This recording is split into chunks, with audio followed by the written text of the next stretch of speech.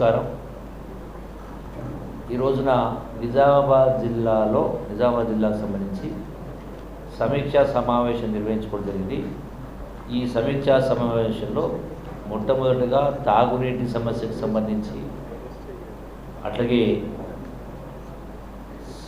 మన civil supplies సంబంధించి, రైతుల వరి కొనుగోలుకు సంబంధించి, అట్లాగే సన్న బియ్యానికి సంబంధించి, ఇండ్లకు సంబంధించి, వీటితో పాటుగా ప్రజలు అప్లై చేసుకున్నటువంటి ఈ యొక్క కళ్యాణ లక్ష్మి చెక్కులకు సంబంధించి దరఖాస్తు పెట్టుకున్న 15 రోజుల్లో ఎవరి దగ్గరికి తిరగాల్సిన అవసరం లేకుండా అవి 15 రోజుల్లోనే సంబంధిత ఆర్డీఓకి రీచ్ కావాలి.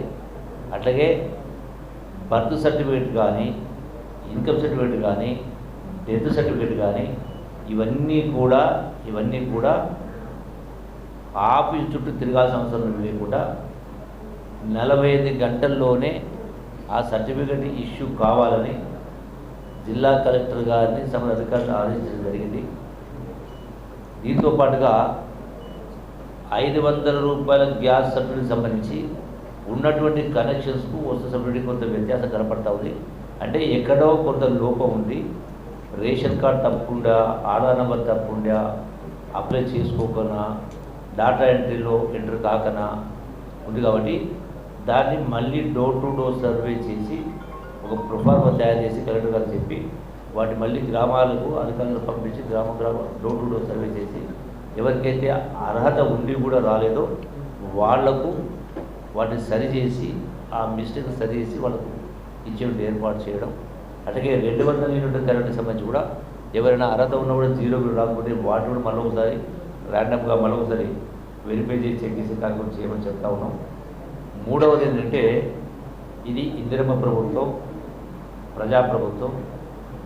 ఇందిరమ్మ ప్రభుత్వం ప్రజాప్రభుత్వం అయినప్పుడు పారదర్శకంగా పరిపాలన జరగాలి. అట్లాగే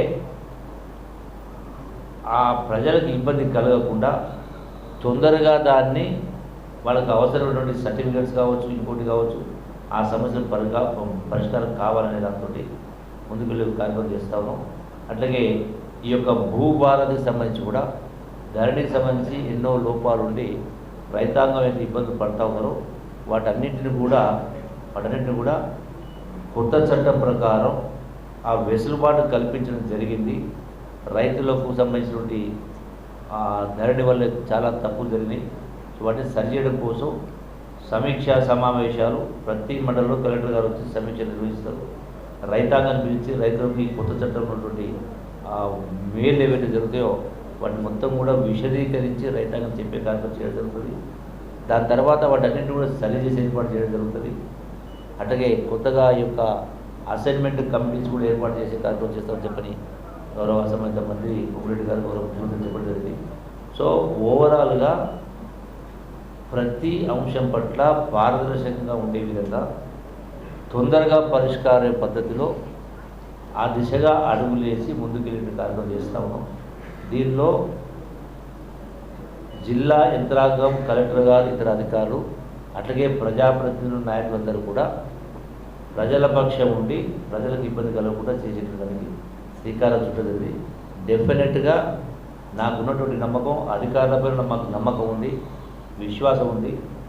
తప్పకుండా ఒక నూతన ఒరవడితోటి పరిపాలన ఇందిరమ్మ రాజ్యంలో ఒక ముఖ్యమంత్రి రేవంత్ రెడ్డి గారి నాయకత్వంలో ఇవన్నీ కూడా సక్రమంగా ముందుకు తీసుకెళ్లే ప్రయత్నం చేస్తాం. Thank you. వ్యవస్థ అనేది ఎప్పటి నుంచో వస్తూ ఉంది.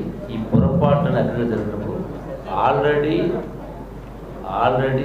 అధికారులు ఆదేశించడం జరిగింది. వాళ్ళపైన కేసు పెట్టడం జరిగింది. వాళ్ళు అరెస్ట్ కూడా చేయడం జరిగింది.